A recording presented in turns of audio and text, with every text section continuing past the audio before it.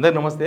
ఎవరైనా సరే మనిషి ఎమ్మెల్యే కావచ్చు, మంత్రి కావచ్చు, సీఎం కావచ్చు, జర్నలిస్ట్ కావచ్చు, జనం కావచ్చు, అందరూ నోరు జారితే దాని ఎఫెక్ట్ ఎంత ఉంటుందో ఈరోజు కోర్టులో వచ్చిన ఒక కేసు. మంత్రి కొండా సురేఖ పైన క్రిమినల్ కేసు పెట్టి ఈ నెల 21 లోపు ఆమెకు నోటీసులు జారీ చేయాలని చెప్పి పోలీసులు ఆదేశించింది నాంపల్లి కోర్టు. ఏ కేసు మీకు ఐడియా ఉందా? అక్కినేని నాగార్జున కొడుకు నాగ చైతన్య సమంత విడాకుల కేసు. ఆ కేసులో కేటీఆరే కారణం వాళ్ళకు విడాకులు రావడానికని ఆమె మాట్లాడింది గాంధీ భవన్లో. మాట్లాడితే దానిపైన కోర్టుకు పోయినరు. అక్కినేని నాగార్జున డిఫర్మేషన్ కేసు వేసిండు, కేటీఆర్ డిఫర్మేషన్ కేసు వేసిండ్రు. ఇన్ని రోజులు విచారణ జరిగింది, చాలా రకాల వాదనలు జరిగినాయి. జరిగిన తర్వాత ఫైనల్గా ఆమె మీద క్రిమినల్ కేసు పెట్టాల్సిందే, ఆమె అర్హురాలి క్రిమినల్ కేసు అని. అసలు కోర్టులో చాలా విచిత్రమైన వాదనలు జరిగినాయి. కోర్టులో ఇన్ని మాటలు మాట్లాడిన కొండా సురేఖ తరఫున అడ్వకేటు చాలా విచిత్రమైన వాదన చేసిండు. బట్ నాంపల్లి కోర్టు పట్టించుకోలేదు. లేదు మీరు చెప్పేదంతా ఫేకు, దీనిలో మేము చూసిన మొత్తం రియాలిటీని. నాకు తెలిసి కోర్టులు కూడా సోషల్ మీడియా చూస్తున్నట్టున్నాయి బాగా. సోషల్ మీడియా చూడడమే కాదు, దానిలో వాస్తవం ఏంది అవాస్తవం ఏందో కూడా పసిగట్టాలి ప్రతి ఒక్కరూ, లేకపోతే ఇట్లాంటి పరిణామాలు జరుగుతాయి. అన్ని విషయాలు మాట్లాడదాం. సబ్స్క్రైబ్ చేసుకోవడం మాత్రం మర్చిపోవద్దు. చాలామంది వీడియో చూస్తున్నారు కానీ సబ్స్క్రైబ్ చేస్తలేరు. ఇది ఎంత ఎప్పుడు జరిగింది? ఒక 6-7 months బ్యాక్ జరిగింది.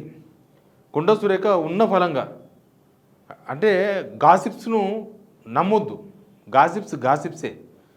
ఈ వాళ్ళ గవర్నమెంట్ ఉన్నప్పుడు, కేసీఆర్ గవర్నమెంట్ ఉన్నప్పుడు రకరకాల గాసిప్స్ పుట్టించారు. ఆ గాసిప్స్ని జనాలకి ఎక్కించారు, జనాలు విన్నారు. తర్వాత జరిగింది. కానీ లాస్ట్కి మంత్రి కొండా సురేఖ కూడా నమ్మినారు. కొండా సురేఖ గారు కూడా వితౌట్ ప్రూఫ్ మాట్లాడకూడదు. నాలాంటి జర్నలిస్టులే వితౌట్ ప్రూఫ్ ఉంటే తప్ప వార్త చేయకూడదు అనుకుంటాం. అట్లాంటిది వితౌట్ ప్రూఫ్ ఉత్త గాసిప్స్ ఎక్కడనో ఏదో చూసి మాట్లాడేసింది ఆమె, మొత్తం కేటీఆర్ కారణమని. తర్వాత క్షమాపణ చెప్పమని అడిగినారు వాళ్ళు. అడిగితే లేదు నాకు క్షమాపణ చెప్పేది లేదు, అసలు ఆమెకు విడాకులు ఎట్లా వచ్చినావో జనాలకు ఎవరు చెప్తారు, నేనే చెప్పాలి కదా. ఆమెకి ఏదో మంది మాటలు చెప్పే శాఖ ఒకటి ఆమెకి ఇచ్చినట్లుగా కొండా సురేఖ గారు నోటు జారి మాట్లాడేసిండ్రు. మాట్లాడిన తర్వాత ఇదంతా ఎప్పుడు జరిగిందంటే 2024 అక్టోబర్లో జరిగింది. ఇదంతా వ్యవహారం అంతా జరిగిన తర్వాత తీరా ఏమైంది? ఇప్పుడు దాని మీద వాదన జరిగినాయి. ఓ పక్క నాగార్జున ఆమె మీద డిఫర్మేషన్ కేసు పరునష్టం దావా వేసిండ్రు. తర్వాత కేటీఆర్ పరునష్టం దావా వేసిండ్రు. నాగార్జున కూడా కోర్టుకు అటెండ్ అయ్యిండ్రు. సేమ్ టైం కేటీఆర్ కోర్టుకు అటెండ్ అయ్యిండ్రు. తర్వాత మినిస్టర్ కొండా సురేఖ కూడా అటెండ్ అయ్యిండ్రు. అటెండ్ అయినా సరే అసలు నేను పట్టిన కుందేలకు 3 కాళ్ళు అంటే 3 కాళ్ళు, నేను ఇంతే అని వాదించారు.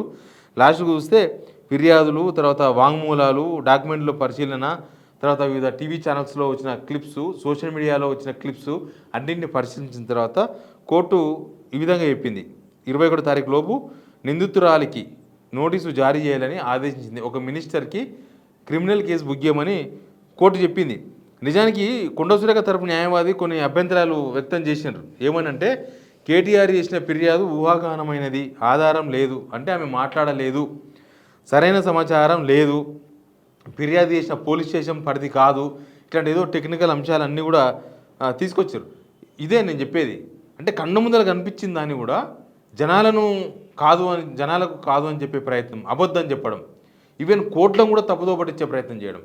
ఆమె మాట్లాడింది అందరు విన్నారు. ఆమె 2 సార్లు మాట్లాడింది, ఒకసారి మాట్లాడలే.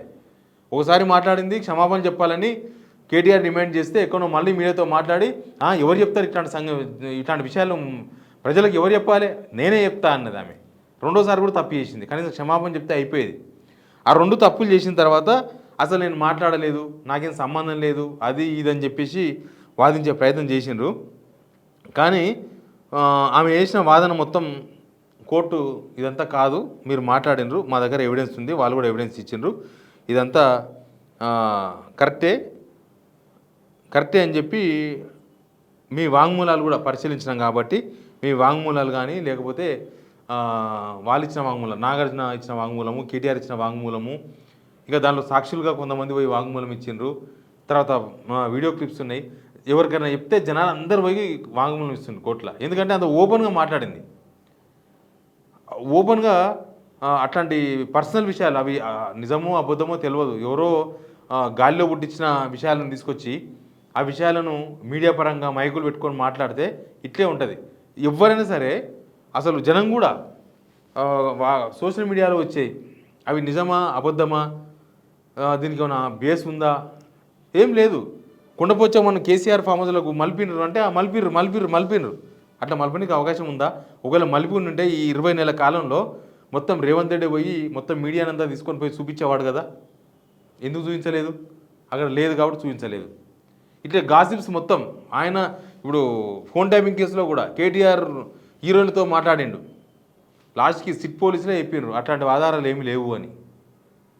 ఇప్పుడు రేవంత్ రెడ్డి భార్య మాట్లాడుకున్న ఫోన్లు విన్నారు, రేవంత్ రెడ్డి నా ఫోన్ ట్యాప్ చేయలేదని చెప్పేసిండు ఓపెన్గా. నా ఫోన్ ట్యాప్ చేస్తే పిలిచేది కదా సిట్టు. అన్నీ ఇట్లాంటివే లేనిపోని ప్రచారాలు, గాసిప్స్ను ఎక్కువ ఎలక్షన్ ముందు ప్రచారం చేసిండ్రు. వాటిని చాలామంది నమ్మిండ్రు. కొండ సురేఖ కూడా అట్లే నమ్మిన తర్వాత లాస్ట్కి చూస్తే కోర్టులో ఇప్పుడు క్రిమినల్ కేసు ఆమె వాంగ్మూలం వినికి కోర్టుకు పోయింది. నెక్స్ట్ ఆమె నిందితురాలుగా, ఇప్పటిదాకా నిందితురాలు కాదు, ఇప్పటిదాకా కోర్టు కేసు పెట్టు అన్నంత వరకు నిందితురాలు కాదు. కానీ ఒక మినిస్టరు ఒక ఏమంటారు నోటిని కంట్రోల్ పెట్టుకోకపోవడం వల్ల, నోటికి ఏది వస్తే అది మాట్లాడడం వల్ల, లేకపోతే అవతల మీద బురదేద్దామని చెప్పిన ప్రయత్నాల వల్ల, అవతల ఇమేజ్ను డ్యామేజ్ చేద్దామని ప్రయత్నం చేయడం వల్ల లాస్ట్కి ఒక మినిస్టరు ఒక కోర్టు ముందు క్రిమినల్ కేసు పెట్టుకొని క్రిమినల్ నిందితురాలుగా నిలబడాల్సి వచ్చింది. మాట్లాడేటప్పుడు గవర్నమెంట్లో చాలా సోర్సెస్ ఉంటాయి, అన్ని సోర్సెస్ తీసుకొని మాట్లాడాలి. ఇది నిజమా అబద్ధమా? గవర్నమెంట్లో చాలా ఉంటాయి కదా, అందరు ఆఫీసర్స్ అంతా వాళ్ళులే కదా, ఏది చేసినా వాళ్ళతో మాట్లాడి తీసుకోవచ్చు.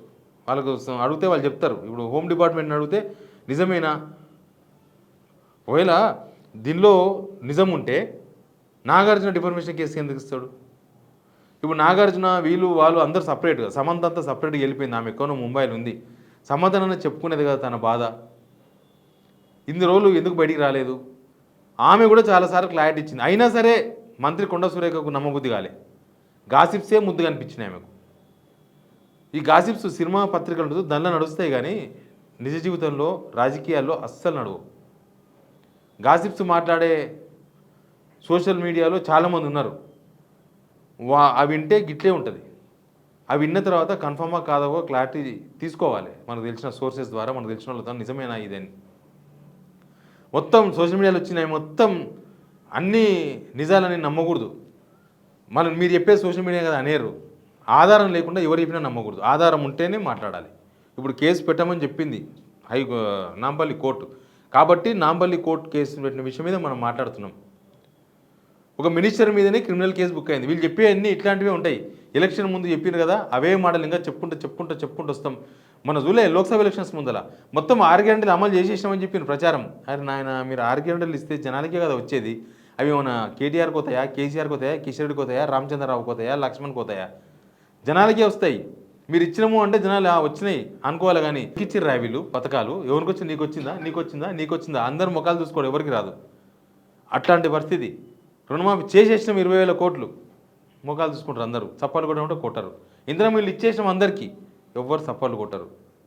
ఇదే అదే ఇది. కాబట్టి ఇప్పుడైతే ఇక దీని మీద తీర్పులు ఇంకా విచారణ జరుగుతుంది. ఇప్పటి వరకు ప్రాథమిక ఆధారాలు, వాంగ్మూలాలు అన్నీ పరిశీలించిన తర్వాత ఆమె మీద ఈ కేసు పెట్టమని పోలీసులను ఆదేశించింది. 21 లోపే నోటీస్ ఇవ్వాలి. తర్వాత ఆమె కోర్టు కూడా అటెండ్ కావాల్సి ఉంటుంది. ఒక క్రిమినల్ కేసులో కోర్టుకు మంత్రి అయినా చట్టం ముందు అందరు సమానమే.